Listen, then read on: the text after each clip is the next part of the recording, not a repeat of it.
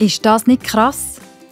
Jesus hat Gott so fest vertraut, dass er sogar etwas gemacht hat, das mega schwierig war für ihn. Er ist für unsere Fehler gestorben.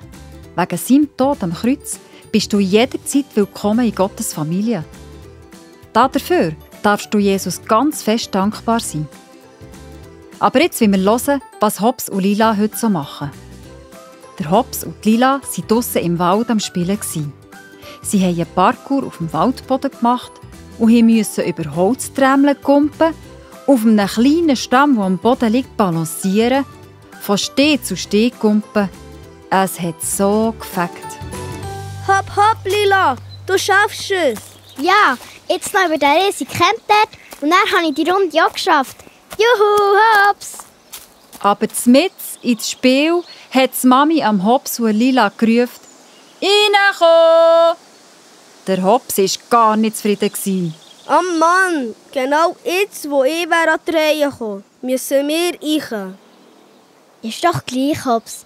Wir können ja den morgen wieder weitermachen. Aber ich wollte jetzt noch weitermachen. So gemein. Aber die Mami hat gerufen. Wir können jetzt nicht einfach weiterspielen. Komm, Hobbs, ich bete doch kurz. Jesus, wir wollen nicht reingehen.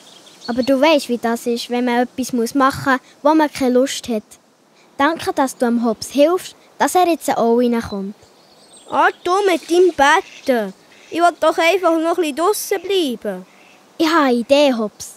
Wir könnten ja machen, dass du die Parkour auf dem Heimweg machst. Schau, dort ist ein hoher Zaun. Dort kommst du drüber, dann balancierst du über den Baumstamm, der hinter dem Zaun liegt, und dort vorne beim Bächli nimmst du einen riesen Satz drüber und schon sind wir daheim.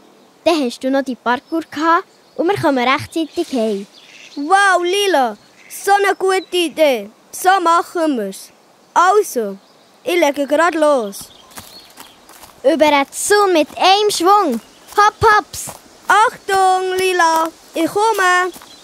Hobbs, ein genialer Sprung gsi. Und jetzt weiter. So haben sie es gemacht.